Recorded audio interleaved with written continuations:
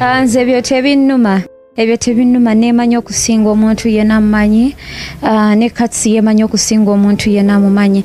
So omuntu yenna akeera ku makya n'awandiika ekintu bwe kityo mba sitegeera waava era mmusabira busabizi nti awone obulimba. It is the final channel, Zana alongside SPV Graphics. Tukyakomyewo ne story ya MC Cuts. Yesterday twateekayo story nemba wendowooza yange ku bintu bya Cuts bino. Yes, abamu babisiimye, abamu babadde nga si basanyufu bulungi olw'endowooza. Naye nze nkyagamba nti ebintu bya Cuts tebitegerekeka bulungi. Kasooke nkubuuza ekibuuzo ekisooka. Kano nkakoze specifically kwabo abataategedde kye nabadde ngamba. Ani akwata video za Cuts mu bulumi bwe bwonna obwo n'aziteeka ku social media? Because Cuts is a celebrity in Uganda. Abaddewo ebbanga ddene. Amanyi kiki ekitegeeza what it means to be in show business. Anayinza okumulaba mu point yesinga okuba ennafu n'akwata video ze n'aziwanikayo. Oyo abeera family member, abeera mukwano gwe, kibeera ki? Ekyo sooka okinnyonnyole nti gw'otegedde nti ono omuntu sita ensi yonna emutunuulira. Wabula n'ofuna point we asingira okuba obubi nga video we ziraga. Ayagala kwetta, akaaba, ali mu mbeera enzibu, n'obirekodinga n'obiteekayo ku social media. Nga tonnanenya muntu yenna mulala alina endowooza endala. Nze ndowooza omusango gusooka kubeera kwabo abalinaanye Cuts, abamulinaanye oba abamulinako obuvunaanyizibwa. Nja kuwa example, Jackie Chandiru. Ffenna tumanyi obuzibu bw'ayitamu. Video mmekaze waakalaba eza Jackie Chandiru ng'ali mu mbeera embi. Okuggyako lwe yatolokayo butolosi mu ddwaliro. Naye famire ye yamubeererawo n'ekweka buli kimu. Tesobola mulaga nga yeekuba empiso, tesobola kukola ki. Kati gw'olaba story za Cuts nga abamubeereddewo baba muli okumpi. Kuba abasinga tumulaba ku stage. Be bataddeyo video ezo. Olowooza obuzibu bwani? Ekirala, toyinza kukirowooza mbu kakodyo kasaba sympathy vote okuva mu bawagizi. Kuba mukulu nayo ekivulwawo mu maaso. Kandibanga kakodyo, kibi nnyo Cuts waba mulwadde. Kibi nnyo tewaliyo omuntu yandiyagadde mulala kulwala. Endowooza yange yabadde nti ennangirira ya Cuts nti obulwadde bunnuma waba ddala obulwadde bumuluma teyabadde nnungi, teyabadde organized. Kuba ekyo ekintu olina kikola ng'oli organized. Sisuubira nti ku bannayuganda ffenna abali eno waliyo famire eyinza okujja n'egamba ffe tetufiirwangako muntu mulwadde w'akawuka. Buli mufirika yenna ndowooza obeera olinayo relative wo, uncle, sister, friend. Naye lwaki Cuts bw'aba agamba nti no akawuka kamuluma nga ne video zonna ezizze bubadde buzibu bwa ddagala nga si birala si bwalagi si biragalalagala nga ddagala lye limutawaanya? Ekibuuzo ekisooka, lwaki video ze ziri ku social media mu mbeera eya wansi? Lwaki zijja ng'ekivulu kye kituuse? Okitegeera ekyo kyebuuze. Lwaki abantu ababeera ne Cuts tebabulina buvunaanyizibwa kumanya nti omwana waffe ye brand kino kyakolamu?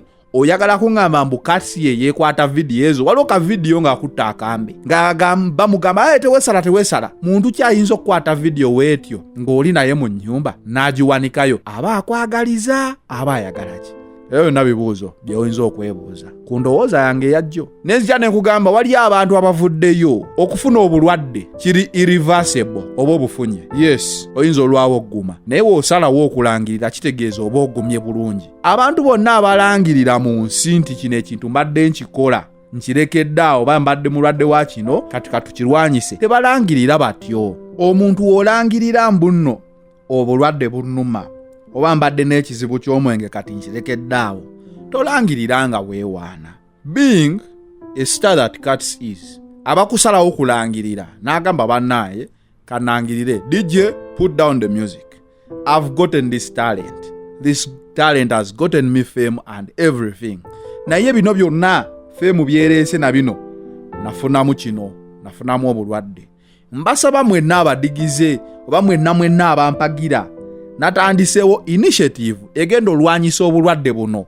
Cuts would be a very good ambassador because so many people look up to Cuts. He would be a very good ambassador. Naye wulira engeri gy'alangiriramu. We have a huge announcement. I don't think this country is ready. I was taken into a body machine. I was taken banokuja amazi mu mugongo, bagenda kuja amazi mu mugongo. Paka omuzungu bwe yagambye omwana oyo mukwate mu vulugu. Mwana mulamu ne bagamba mumalidde obudde, nina pneumonia ne sirimu wange munyambeko.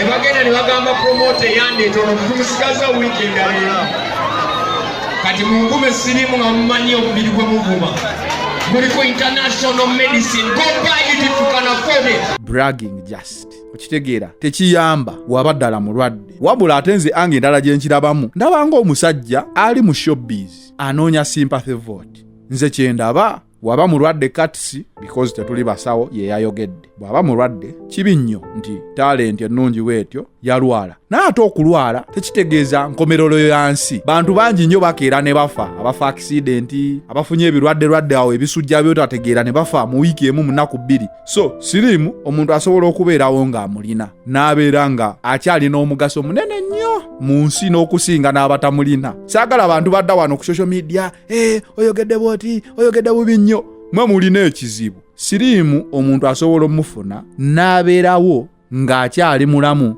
ng'alina omugaso okusinga atamulina lwakuba ebimu tetubyogera naye ekyo kyo kisobokera ddala bantu bangi nnyo abalina obulwadde naye nga bamugaso mu ggwanga lino okusinga abalala bonna abatalina so katisi waba yafuna obulwadde ng'asazeewo ayogere ayinza okuba engeri munnaye buli muntu alina enkula gye baamukuzaamu nga katisi ye wakwewaana bwewaanyi embeera ze attitude ze nga ziba zakwewaana bwewaanyi ayinza okuba nga ye bw'atyo yenjogera ye kisoboka katisi waba alina obulwadde he can make a very good ambassador okulwanyisa obulwadde obwo because bantu bangi nnyo abagenze mu entertainment nga balabidde ku katisi Douglas Flavia mujjukireyo Teens Club yonna Esco bonna be batandika generation eno gyolaba the new generation of entertainment so kitegeeza muntu ali very important tumusabira waba bulina Mukama Katonda mbeezeewo era amukyuse aleme kubanga yeewaana bwewaanyi nti ali ku ddagala liri international wabula agambe tulwanyisiza tutya buno obulwadde ate tuyinza kubeerawo tutya nga tuli balamu ne buno obulwadde naye nga tukyalina omugaso mu ggwanga lino ekyo kyensaba katisi waba asobola okwetoowazaako waba ddala mulwadde wabula nze ndowooza bubadi bwa sho nze kyendowooza mukyala we fiye alina byannyonnyola wano emboozi ya katisi n'obulwadde tetandise jjo oba wiiki ewedde ebaddewo nze kugambye okuva 2010 ebaddewo red paper ng'agiwandiikako ono fiye ate ono biki fiye naye alina byayogera wano katubiwulire nze ebyo tebinnuma neemanya okusinga omuntu yenna amumanyi ne katisi yeemanya okusinga omuntu yenna amumanyi so omuntu yenna akeera ku makya n'awandiika ekintu bwe kityo mba sitegeera waava era mumusabira busabizi nti awone obulimba. You understand? So it's my life. One thing you need to know that I'm a mother. I keep myself safe. Oyo mukyala fiye ye mukyala wa katisi kitegeeza emboozi eno tebaddeewo bino ebintu babadde babyogera ebbanga lyonna wabula katisi yasazeewo okuvaayo n'ayogera nti ndi mulwadde nabuuziza ekibuuzo yeebuuziza ku famire ye because ffenna tetulivinga bulamu lwakuba ffe tulivinga obulamu olw'okuba abantu betubeera nabo yabeebuuzizaako yeebuuziza ku mukyala we yeebuuziza ku bibuuzo ebiyinza okugamba wennangirira abaana bange bagenda beera batya mukyala wange mikwano gyange gigenda beera gitya emirimu gyange gigenda beera gitya yakyebuuzizza era yakoze entegeka eyo bintu bingi nnyo tetusobola bitegeera wabula byonna tubirekera Mukama Katonda yasinga okusalawo kati abayombye kyovola bandekawo comment section nga nzigule ndabe endowooza ez'enjawulo osobola owulira interview eno n'obuulirako n'enkadde n'ogamba nerowa we yabadde omukyamu okitegeera abayombye that is your opinion this is my opinion everyone has an opinion on social media so wendowoozayo kiri okke naye wuliriza ne ku ndowooza z'abalala it is the final channel Zanel alongside SPV Graphics we out.